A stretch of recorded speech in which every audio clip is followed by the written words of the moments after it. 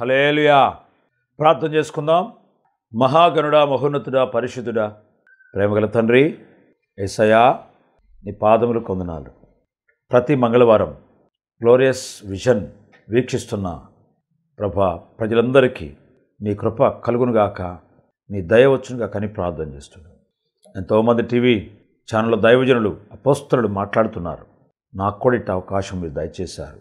పెంటకొప్పు మీద పడిపోయి ఏనాడో చావలసి నన్ను బ్రతికించావు ప్రభా. వేనాళ్ళలో కొనియాడినా చాలదని ప్రభా భక్తులు పాడారు. యేసయ్య, నేను కూడా ప్రభా పరిశుద్ధులు అడుగుజాడలు నడవడానికి నీ దయా, నీ కనికరము నా మీద ఉంచావు. ఈరోజు చెప్పబడుతున్నటువంటి ఈ సందేశంలో మీరు తోడుగా ఉండి నడిపించి సహాయం చేయి. యేసు ప్రభా తండ్రి, వినుచున్న ప్రతి ఒక్కరికి వెలుగు, రక్షణ, పరలోకానందం కలుగు చేయండి. స్వస్థత, రక్షణ, సమాధానం కలుగు చేయండి. కుటుంబాల్లో నెమ్మది కలుగు చేయండి. నీ వాక్యం వెల్లడి అగుడుతోడనే వెలుగు కలుగుతుంది, నెమ్మది కలుగుతుంది. మీరు మాతో ఉండాలి, మాలో ఉండాలి. నడిపించమని కోరుచు ప్రార్థన చేస్తాం. యేసు నామమున అడుగుచున్నాము తండ్రి, ఆమేన్, ఆమేన్. Praise the Lord. మన ప్రభు అయిన యేసుక్రీస్తు నామములో మీ అందరికీ నా హృదయపూర్వక వందనాలు. బాగున్నారా? ప్రతి మంగళవారం ఎంతో ఆశతో సాయంత్రం 6 గంటలకు ఎదురు చూస్తూ ఉన్నారు. చాలా వందనాలు. చాలామంది ఫోన్ కాల్స్ ద్వారా నన్ను కలుసుకుంటున్నారు. దేవుడు ఎంతోమందికి అద్భుతాలు, ఆశ్చర్యకాలు చేస్తున్నారు. ఆశీర్వదించబడిన ప్రజలకు నా హృదయపూర్వక వందనాలు తెలియజేస్తున్నాను. మీరు మా మెసేజ్లు ఈ టీవీలోనే మాత్రం కాకుండా దాన్ని యూట్యూబ్ కూడా లింక్ పెట్టడం జరుగుతుంది. దాన్ని చూడండి. తప్పకుండా దాన్ని మీరు చూచి ఆనందించి అనేకులకు పరిచయం చేయండి. మా మందిరము గొడుగుపేటలో ఉంది, ఆదర్శ్ నగర్లో ఉంది. ప్రతి ఆదివారం ఉదయం 9 గంటలకు ఆరాధన, ఉదయం 10 గంటలకు గొడుగుపేటలో 2 ఆరాధనలు మా పాస్టర్ జాన్ బాబు గారు అక్కడ గొడుగుపేటలో పరిచయం జరిగిస్తూ ఉన్నారు.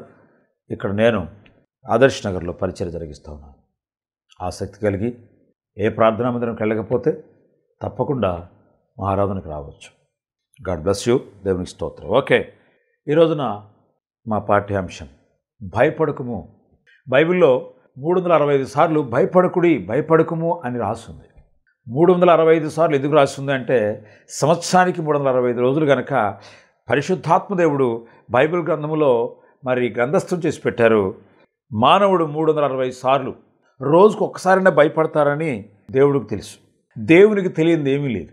అందుకని రాసి పెట్టాడు, భయపడకుము, భయపడకుడి, భయపడకు. ఈ మాటలు 365 సార్లు తగులుతాయి, కనబడతాయండి బైబిల్ గ్రంథంలో. కనుక తప్పకుండా బైబిల్ చదవండి, పుస్తకాలు చదవండి, కానీ బైబిల్ ఎక్కువగా చదవండి.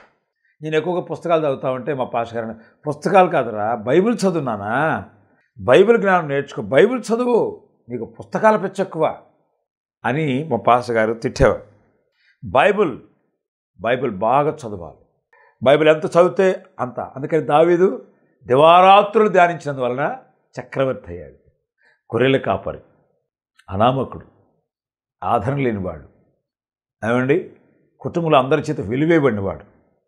అటువంటి వాడు గొర్రెలు కాసుకుంటే 4 గొర్రెలు ఇస్తే ఆడు బాగుపడతాడని వాళ్ళ నాన్న 4 గొర్రెలు అప్పగించి గొర్రెలు కాసుకోరా అన్నాడు. అందరూ మంచి మంచి ఉద్యోగాలు ఇప్పించాడు, ఇతను మాత్రం గొర్రెలు కాసుకోమన్నాడు. కొంతమంది తల్లిదండ్రుల పిల్లలు ఈడు బతుక జాలే. కొంతమంది పాస్టర్లు కూడా ఈడ అంతేలే. కంపెనీ ఓనర్లు వీడికి తెలివి తక్కువలే అని కొంతమంది తెలివి తక్కువలుగా అంటగడతారు. వాళ్ళకి ఇష్టమైన వాళ్ళేమో బాగా నచ్చిన వాళ్ళని, మెచ్చిన వాళ్ళని తీసుకెళ్ళి అందరి నుంచి నీకు ఇస్తారు. వాళ్ళకి ఇష్టమైన వాళ్ళని పక్కన పెడేస్తారు కొంతమంది ప్రబుద్ధులు. కానీ దేవుని బిడ్డలైతే అలా ఉంటారు. దేవుని బిడ్డలు వాళ్ళ జ్ఞానము, దేవుడు వారికి తోడుగా ఉంటూ దేవుడు వారికి ఇచ్చినటువంటి టాలెంట్ని చూస్తారు, వాళ్ళని పైకి హెచ్చిస్తూ ఉంటారు. కొంతమంది కులాన్ని బట్టి ఇచ్చిస్తూ ఉంటారు, కొంతమంది చదువుని బట్టి ఇచ్చిస్తూ ఉంటారు, కొంతమంది అందము సౌందర్యాన్ని బట్టి, కొంతమంది పలుకుబడిని బట్టి హెచ్చిస్తూ ఉంటారు. ఇవన్నీ బైబిల్ చెప్పట్లేదు. గొర్రెల కాపరిని రాజుగా చేయగల శక్తిగల దేవుడు నా దేవుడు యేసుక్రీస్తు ప్రభువారు. అందుకని భయపడకు, నువ్వే పరిస్థితిలో ఉన్నా సరే. ఒక చిన్న పల్లవి చిన్నప్పుడు గంజిబాబు గారు ఒక పాట క్రైస్తవ లోకానికి నేర్పించాడు. భయపడకు, భయపడకు, ప్రభు నిన్ను చేయి విడువడు, భయపడకు, భయపడకు, శోధనలు ఎన్ని వచ్చినా నిందలెన్నో ఎదురైనా, శోధనలు ఎన్ని వచ్చినా, నిందలెన్నో ఎదురైనా, యేసయ్య తోడుండగా, యేసయ్య తోడుండగా, భయమేమి లేదిలలో నీకు, భయమేమి లేదిలలో నీకు, భయపడకు భయపడకు అని చక్కగా క్రైస్తవ లోకానికి ఈ పాట ఎవరు రాసరే కానీ ఆయన బాగా పాడుతూ ఉండేవాడు. ఇటీవల ఆయన పరలోకి వెళ్ళిపోయాడు. లూకాసు వార్త 5వ అధ్యాయం 10వ వాక్యంలో పేతురు రాత్రంతా చేపలు పట్టి ఒక్క చేప కూడా పడక పడిన కష్టమంతా వ్యర్థమైపోయిందని రాత్రంతా ప్రయాసపడ అయ్యగారు మన పాట రాశాడు. రాత్రంతయు శ్రమ పడినా రాలేదు ప్రభు జయము, రహదారులు వెదకినను రాదాయను ప్రతిఫలము, రక్షించు నీ సిలువా రమణీయ లోతులలో రతనాలను వెదకుటలో రాజిల్లు నా పడవా అని ఎంత మంచి పాట రాశాడండి దైవజనుడు ఏబి మాస్లమణి గారు. మా గురుగారు కూడా ఆయన మాటలు, ఆయన ఫాలోయింగ్లో చాలా సంవత్సరాలు ఆయన ఫాలోయింగ్ చూశాడు. ప్రియ దేవుని బిడ్డలు, ఆంధ్ర క్రైస్తవ మహాసభలలో గొప్ప ప్రసంగ చక్రవర్తిని పేరు తెచ్చుకున్నాడు. ఒక 2 లైన్లు డిగ్రీలు ఉన్నాయి ఆయనకి. అంత గొప్ప చదవరికి, ఎంత చదువు చదివినా ఇంటి వెనకాలన్నట్టుగా, ఎంత చదువు ఉన్నా కానీ సుఖం లేదు, కానీ యేసుప్రభు లేకపోతే వ్యర్థం అనుకుని ఈ పాట రాశాడు. రక్షించు సిలువ, సిలువ శక్తి నీకు తోడుగా ఉంటే భయం అక్కర్లేదు, సిలువ ధ్యానం నీకు తోడుగా ఉంటే భయం వద్దు అని మాస్లమణి గారి పాట రాశాడు.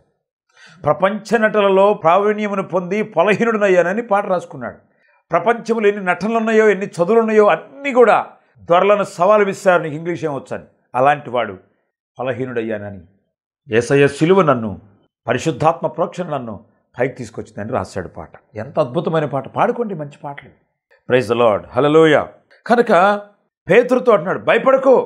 5వ అధ్యాయం 10వ వాక్యంలో, భయపడకు, ఇప్పటి నుండి నిన్ను మనుషులు పట్టు జాలరుగా నేను చేస్తున్నాను, నువ్వు ఉంటావని ప్రభు చెప్తున్నాడు అన్నమాట. రాత్రంతా ప్రయాసపడినా సుఖం లేదు. భార్య పిల్లలకి ఏం తీసుకెళ్ళాలి, ఏం మోసుకెళ్ళాలి, ఏం పప్పలు తీసుకెళ్ళాలి, పిల్లలకు నూనె, ఉప్పు, పప్పు, కారం, చింతపండు తీసుకెళ్ళాలి కదా. ఏం తీసుకెళ్ళాలి? ఇంటికి వెళ్తే భార్య నా ముఖం, నా జేబంక చూస్తుంది, నా పరిసంక చూస్తుంది, ఎట్లా ఏం చేయాలి అని కన్నీళ్లతో వేదనతో గలిలయ సముద్ర నదీ తీరమున ఆ వలలో కడుక్కుంటూ ఉన్నాడు. యేసు ప్రభు ప్రత్యక్షమై, సీమోను పేతురు ఓడ ఎక్కి, పేతురు నీ పడవను కొంచెం లోతుకు తొయ్యన్నప్పుడు లోతుకు నడిపించాడు. ఇప్పుడు వలవై విస్తారమైన చేపలు పట్టాడు. దోనె కుడి ప్రక్కన వలవేయమని చెప్పినప్పుడు కుడి ప్రక్కన వలవేయగా ఆయన మాట ప్రకారముగా వేసిన వెంటనే విస్తారమైన చేపలు పడి ఆ చేపలు చక్కగా తీసుకుని వాళ్ళ వేసుకున్నాడు. ప్రభు నన్ను విడిచిపో, నేను పాపాత్ముడను అన్నాడు. నా పడవలో ఎక్కడానికి అర్హత లేనివాడను, తండ్రి వెళ్ళిపో అంటే, నేను నిన్ను విడిచిపెడతాను రాలేదు, నా కుమారుడా, నేను నిన్ను ఆశీర్వదించి నీ చేయి పట్టుకొని పరలోకం తీసుకెళ్తాను, భూలోకములో నిన్ను మనుషులు పట్టే జాలరుగా చేస్తాను. వెంటనే చేపల ఇంట్లో తీసుకెళ్ళి వలలు విడిచిపెట్టి సీమోను పేతురు యేసుప్రభుని విడిచాడు. మనుషులకు రకరకాల భయాలు వెంటాడుతూ ఉన్నాయి. పేతురు యేసు ప్రభు మాట ఎప్పుడైతే విన్నాడో భయము అంతు లేకుండా ఎగిరిపోయింది. ఈ రోజున ఏ రకంగా నిన్ను భయం వెంటాడుతుందో ఆ భయం నిన్ను, ఏ రకంగా నిన్ను తరుముతుందో భయం, ఆ భయం నుంచి బయటపడాలంటే ఆయన మాట వింటూ నేర్చుకోవాలి. ఆయన మాట వినాలి.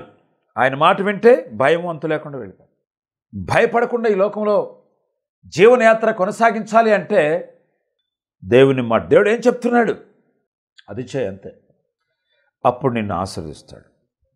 యాకోబు పత్రిక 4వ అధ్యాయం 7వ వచనంలో మరొక భయం మనల్ని వెంటాడుతుంది. ఎవరు మనల్ని భయపెడతారంటే అక్కడ రాయబడిన, అపవాదిని ఎదిరించుడి వాడు నీ ఎదురుండి పారిపోతాడని చెప్పాడు.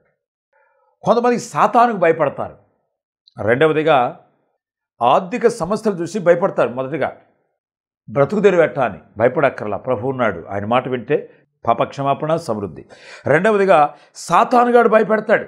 మత్తయి సువార్త 4వ అధ్యాయంలో యేసు ప్రభువుని భయపెడతానికి వచ్చాడు సైతాన్ గాడు ఉపవాస ప్రార్థనలో. వాక్యం ద్వారా ఎదిరించాడు. సేవకు వచ్చిన కొత్తల్లో నా హృదయం చాలా కలవరంతో నిండిపోయింది. చేబ్రోనే సభల్లో ఆన్లైన్ ప్రార్థనలో మా అయ్యగారు ఇప్పటికి బాగా గుర్తు, ఆ మాట మెసేజ్ నాకు చాలా బాగా గుర్తు. మీ హృదయములను కలవరపడనీయకుడి, దేవుని యందు విశ్వాసం ఉంచున్నారు, నా యందు విశ్వాసం ఉంచుడి అని దైవజనుడు వాక్యం చెప్తుంటే నా హృదయం ధైర్యపరచబడింది. సాతానుగాడు సేవను చెడగొడటానికి, సేవలో లేకుండా చేయడానికి, సేవ కొనసాగించకుండా చేయడానికి ఎన్నో రకాలుగా భయాలు పెడుతూ ఉంటాడు, ఎన్నో ఎరలేస్తుంటాడు. నీ వల్ల ఏమవుద్ది, నువ్వేం చేయగలవు, నీకేం టాలెంట్ ఉంది. మా పెద్దక్క ఒక ఉండేది, చూస్తే మనిషి ఇట్లా ఉంటావు, నీకు తల కూడా సరిగ్గా దూకడం చేత కాదు, ఎప్పుడు పని పని అంటావు, ఏంటి మనిషి చూస్తే ఒక రకం ఉంటావు, ఏంటయ్యా ఇలాగ ఉంటావు, ఏంటి ఇట్లా ఉంటే ఎట్టా అని మా పెద్దక్క అంటూ ఉండేది. ఇక ఆయన నేను పడుచుకునేవాడిని కాదు. అంగామ సౌందర్యము, బట్టలు, డ్రెస్సు వీటిలో కాదు భక్తి చూపించుకునేది. దేవుడు మనకిచ్చిన బట్టలు వేసుకోవడం తప్పు కాదు, దేవుడు మనకిచ్చిన వాటిని వాడుకోవడం తప్పు కాదు. మనం ఉన్నంతలోనే, అలాగనే అప్పు చేసి బట్టలు కొనుక్కొని షూట్లు కొనుక్కొని ఏదో ఇది చేసుకోవాలని కాదు, మనకున్నంతలోనే. ఓసారి ఇస్త్రీ బట్టలు లేకుండా ఒక ఆఫీస్కి వెళ్ళాను. వెళ్ళొచ్చిన తర్వాత ఆయన ఏదో నాకు కొంచెం కానుకిచ్చాడు. నన్ను పంపించినటువంటి ఆ సిస్టర్ గారు, బ్రదర్ గారు, ఏంటన్నయ్య పెద్దోళ్ళ దగ్గరికి వెళ్ళి మంచి బట్టలు వేసుకుని తెలియదు, ఇస్త్రీ బట్టలు వేసుకుని. అమ్మా, ఆ రోజుల్లో నాకు ఇస్త్రీ చేసుకోవడానికి కూడా నాకు డబ్బులు ఉండేవి కాదు. బట్టలు మడత పెట్టుకొని తల కింద పెట్టుకొని వెళ్ళేవాడిని. అలాంటి పరిస్థితి. ఎందుకన్నయ్య అట్లాగా, మా పిల్లల్ని చూసుకోవాలా, 2 పూటలు 3 పూటలు అన్నం పెడితే చాలు అనే పరిస్థితి మాది. దేవుడు దయలో ఈనాడు 3 పూటలు టిఫిను, మధ్యాహ్నం భోజనం, సాయంత్రం భోజనం సమృద్ధిగా ఇస్తున్నాడు దేవుడు. నా కోడళ్ళకి, నా కొడుకులకి, నా బిడ్డలకి దేవుడు కారులు తిరిగి కృపించారు. వాడికి దేవుని బిడ్డలారా, ఆనాడు పరిస్థితి అది. నన్ను ఆ సిస్టర్ గారు కొంచెం అవమానపరిచింది. ఎందుకన్నా అట్లాగా, ఆనాడు పరిస్థితి నాకు అది. ప్రియ దేవుని బిడ్డలారా, సాతానుగాడు ఎన్నో రకాలుగా మనల్ని భయపెట్టాలి, మన సేవను చెడగొట్టాలి, డిస్కరేజ్ చేస్తూ ఉంటాడు. అపవాదిని ఎదిరించు, తల ఎత్తుకొని ధైర్యంగా వెళ్ళాలి. సాతాను ఎదిరించాలంటే వాక్యం ద్వారానే వాడిని జయించగలం. సాతానుగాడు దేవుని ప్రజల మీద అధైర్యము, నిరుత్సాహం అనే బాణం వేస్తూ ఉంటాడు. వాడు ఆ బాణం ఎక్కువగా అరిగిపోయిందంటాడు యాంచో గారు, మరి జైపాల్ గారు కూడా చెప్పారు, జైపాల్ గారు కూడా. కనుక భయపెట్టే ఆయుధము సాతానికి నిరుత్సాహము, అధైర్యము. క్రైస్తవుడా, దేవుని బిడ్డ, ఏ విషయంలో కూడా భయపడకూడదు. ఎదిరించు, అప్పుడు వాడిని ఎదుటి పారిపోతాడు. నువ్వు ఏం చేస్తావురా నువ్వు సైతానుగా, నీ వల్ల అవుద్దంటరా ఫా. ఒకసారి చిన్నప్పుడు పాస్టర్ అహరోన్ గారు, మేము కాలేజీ చదివేటప్పుడు ఒంటరి ప్రార్థనకి వెళ్తూ ఉండేవాళ్ళం కాలేజీలో. నీకు ఎప్పుడన్నా భయం అనిపించినప్పుడు ఒంటరి ప్రార్థనకి వెళ్తావు కదా, అర్ధరాత్రి వరకు చేసుకునేవాళ్ళం. ఏం చేస్తాడు, యేసు రక్తమే జయమని గట్టిగా అరు, భయం పోద్దన్నాడు. అట్లాగే ఒక తాడి చెట్లు టపాని కింద పడింది, అమ్మో పాము అనుకున్నా. అప్పుడు ఆ మాట గుర్తొచ్చింది, యేసు రక్తమే జయమని గట్టిగా అరిచా, అంతే. ఇక భయం ఎడిపోయిందో పోయింది. పిల్లరా, యేసు రక్తములో అంత జయం ఉంది. హల్లెలూయా. ఓసారి కాలేజ్ గ్రౌండ్ నుంచి వస్తూ ఉండగా పాము అడ్డంగా పడుకోను, గట్టిగా అప్పుడు కూడా యేసు రక్తమే జయం అని చెప్పా. దాని అంతకు అది పోయింది. అపవాది ఎన్ని రకాలుగా శోధిస్తాడు అంటే మనల్ని భయపెడతానికి. ఏం భయపడకూడదు, ఎదిరించు అంటే ధైర్యం కావాలి. ఒకటి, ఆయన మాట వింటే భయం పారిపోద్ది, ఆర్థిక సమస్యలు తీరుతాయి. రెండవది, మన పరిచర్యను, మన విశ్వాసాన్ని చెడగొడటానికి సాతానుగాడు భయపెడతా ఉంటాడు. ఏమాత్రం కూడా ఎదిరించు, ధైర్యం తెచ్చుకో. మూడవది, మత్తయి సువార్త 10:28 వాక్యంలో, దేహమును చంపువారికి భయపడకూడదు. మనుషులను శారీరకంగా మనం చంపాలని చూస్తారు, వాళ్ళకి మనం భయపడకూడదు. ఈ శరీరం చనిపోతే పరలోకం పెడతాం, చస్తే ఏమవుద్ది? దేహమును చంపడానికి ఎవరు వచ్చినా మనం భయపడాల్సిన అవసరం లేదు. మనుషులకు భయపడకూడదు. నీకు అది చేస్తావు, ఇది చేస్తావు బెదిరిస్తూ ఉంటారు కొంతమంది, నీ సంగతి తేలుస్తామని. నెవర్, నీ వల్ల కాదు. That's all. మనుషులకు భయపడకూడదు. ఒకరోజు నన్ను చంపడానికి బెదిరించాడు ఒకడు, ఏడ్చేవలే పోవన్న అంతే. ఆడిప్పుడు చచ్చినట్టు సంతోషంగా నా దగ్గరికి వస్తూ ఉంటాడు. మన ప్రభు మనతో ఉండగా శరీరులు నన్నేమీ చేయగలరు? నరులేమి చేయగలరు, భయమేమి లేదు నాకు, ప్రభువా నే నిన్ను నమ్మి నిన్నాశ్రయించినాను, నరులేమి చేయగలరు, భయమేమి లేదు నాకు. నేను కాలేజ్ చదివేటప్పుడు ఈ పాట బాగా పాడుతుంటారు ఆయన. ఎవరేం చేస్తారు? మన ప్రభు మనతో ఉండగా ఎవరు మనల్ని ఏం చేయలేరు. నన్ను చంపడానికి ఒక రోజున ఒక లాయరు, ఒక జడ్జి, ఒక రౌడీ బ్యాచ్ 2 కార్లు వేసుకొని వచ్చారు. ఎట్లా వచ్చారో అట్లాగే వెనక్కి వెళ్ళిపోయారు. నన్ను చంపేవాడు భూలోకంలో ఎవడలేడు. యేసు ప్రభు చేతిలో నేనున్నాను. నా జోలికి వచ్చేవాడు కూడా ఎవడాడు భూలోకంలో. ఎంతోమంది అణిచివేశాడు దేవుడు. క్రైస్తవుడా, ధైర్యంగా ప్రభు కోసం నిలబడితే దేవుడు నీ పక్షాన్ని యుద్ధం చేస్తాడు. ఆయనే మన పక్షానుండి యుద్ధం చేసేది. నేను నీ పక్షానుండా, నువ్వెవరికి భయపడాల్సిన అవసరం లేదు. దేహమును చంపువారికి భయపడకూడదు, మనుషులకు భయపడకూడదు. ఆయన మన పక్షాన ఉంటాడు, ఇప్పుడు ఉంటాడు. నీ ముందు, నీ వెనక, నీ చుట్టూ ఆవరించాడు. దావీదు ఆయన పాటలు రాశాడు. నా ముందు, నా వెనక, నా చుట్టూ నువ్వు ఆవరించి ఉన్నావు. నువ్వు కోట, నా దుర్గమని. ప్రియదేవుని బిడ్డలారా, మనుషులకు భయపడకూడదు. దేవుని మాటకు భయపడాలా? సాతాను మనుషుల మాటలకు భయపడకూడదు. దేవుని మాట వింటే భయం పారిపోద్ది, ఆశీర్వాదం వస్తుంది. రెండవది, సాతాను ఎదిరిస్తే భయం పారిపోద్ది, అవి నన్నేం చేయలేవు. మూడవది, మనుషులు బెదిరింపుకు లొంగక దేవుని పక్షాన నిలబడితే నువ్వేం చేయలేవు, నీకు చేత కదా నీ మనుషుల్ని ఎదిరించాలి. మనం, నా ప్రభు నాతో ఉన్నాడు, నరులు ఏమి చేయగలరో, దేవుడు మన పక్షాన ఉండగా. కనుక దేవునికి భయపడాలా, మనుషులకు భయపడకూడదు. నంబర్ 3, కీర్తన 91 కీర్తన 6వ వచనంలో రోగమునకు వ్యాధికి భయపడకుందువు అనే మాట. రోగం వచ్చినప్పుడు భయపడకూడదు. నిన్ను స్వస్థపరిచి యెహోవా నేననే వాగ్దానం ఉంది. ఐగుప్తీయులకు కలిగిన ఏ రోగం నీకు రానియను అని ప్రభు వాగ్దానం చేశాడు. ఆయన గొప్ప దేవుడండి. ఆనందంతో సంతోషంగా ప్రయాణం చేసే కృప నీకు ఇస్తాడు. ఈరోజు కూడా దేవుడి కృపను బట్టి 120 కిలోమీటర్లు 200 కిలోమీటర్లు బండి వేసుకొని ఈరోజు వచ్చాను గుంటూరు జిల్లా తిరిగి. నా భార్య నేను బండి మీద తిరిగే కృప ఇచ్చాడు. ఆయన ఆరోగ్యం ఇచ్చాడు. దేవుడు ఆరోగ్యం ఇచ్చేవాడు, సాతానుగాడు అనారోగ్యం ఇచ్చేవాడు.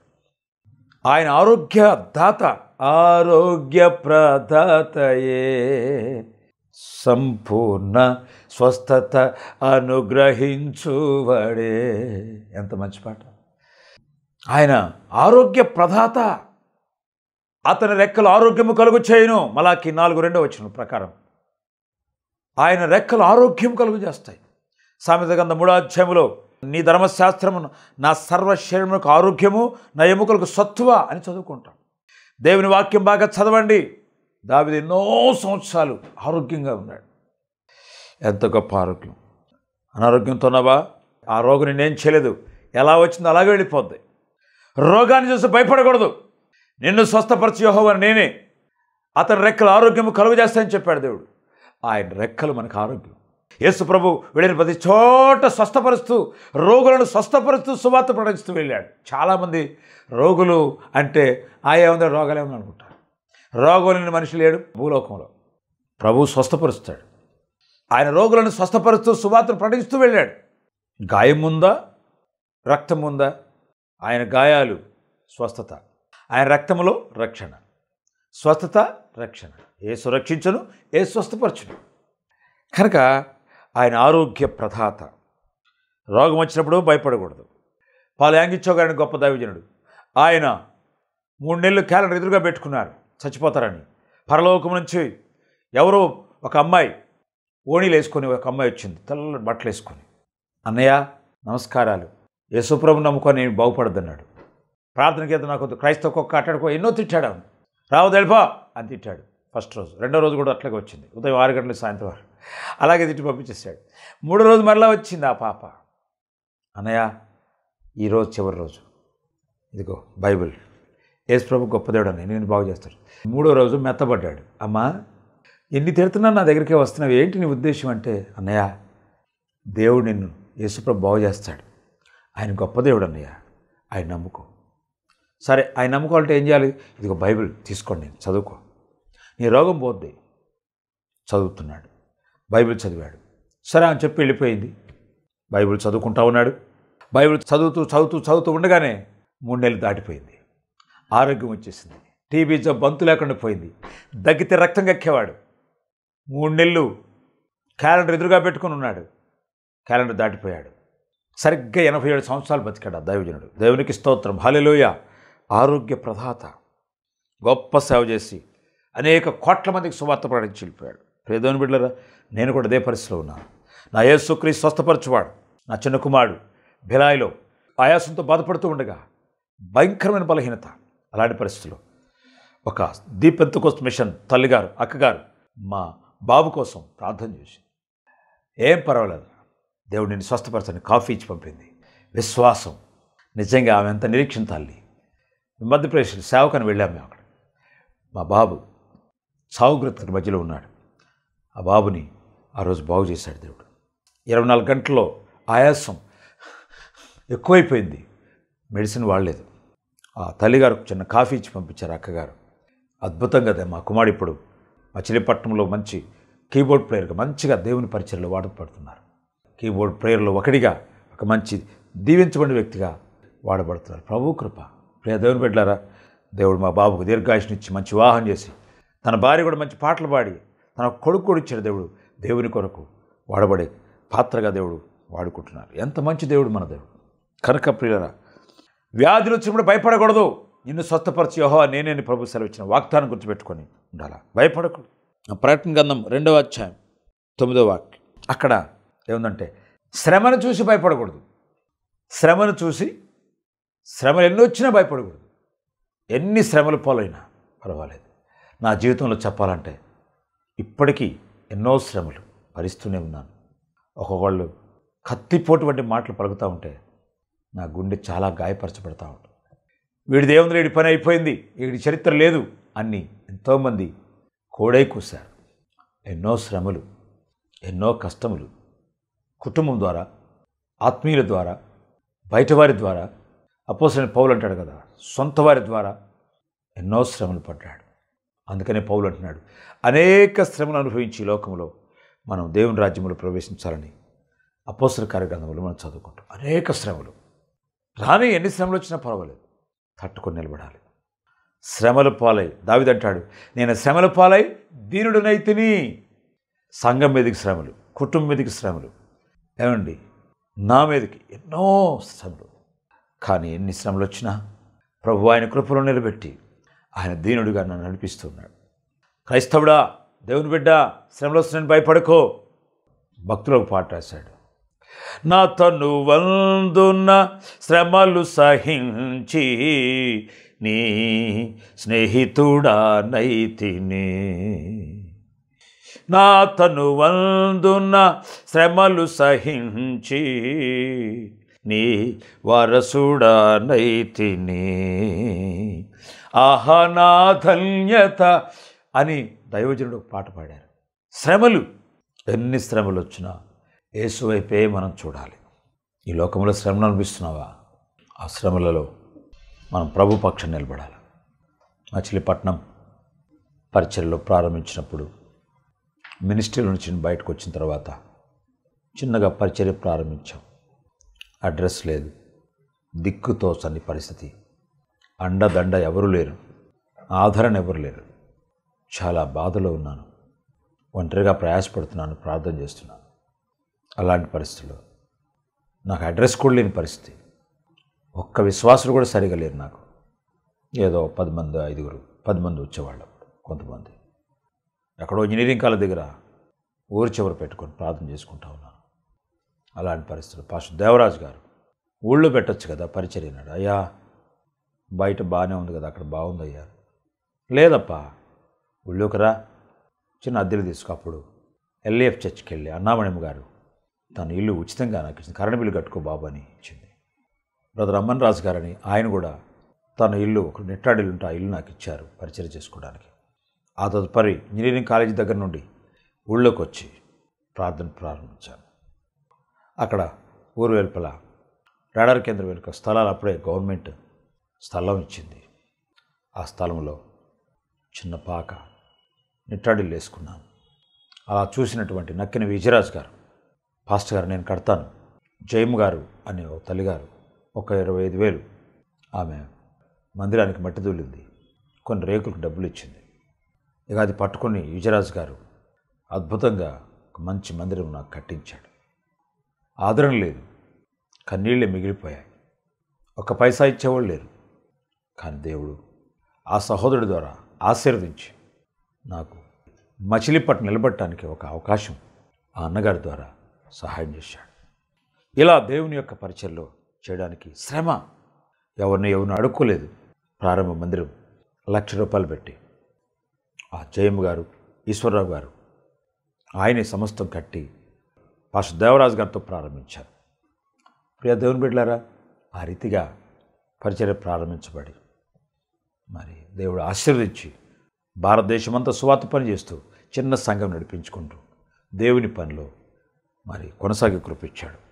ఎన్నో శ్రమలు ఎన్నొచ్చినా ప్రభు పక్షం నిలబడితే దేవుడు మనకి శ్రమలో నుంచి బయటపడవేస్తాడు. దేవునికి స్తోత్రం కలుగునుగాక. హల్లెలూయా. తర్వాత అదే అధ్యాయంలో ఒక మాట ఉంది, దరిద్రత తీసివేస్తానని. దరిద్రత వచ్చినప్పుడు భయపడకూడదు, పేదరికం వచ్చినప్పుడు భయపడకూడదు, దరిద్రత కలిగినా కూడా మనం భయపడకూడదు. క్రైస్తవ జీవితం హెచ్చుతగ్గులు ఉంటూనే ఉంటాయి. అయినా ప్రభు పక్షాన మనం నిలబడాలి. ప్రభు పక్షాన మనం నిలబడితే దేవుడు మనల్ని ఆశీర్వదిస్తాడు. ఎన్ని రకాల భయాలు నేను వెంటాడుతున్నా యేసుక్రీస్తు ప్రభువు అన్నాడు, భయపడకుడి, నేను మీకు తోడై ఉన్నాను.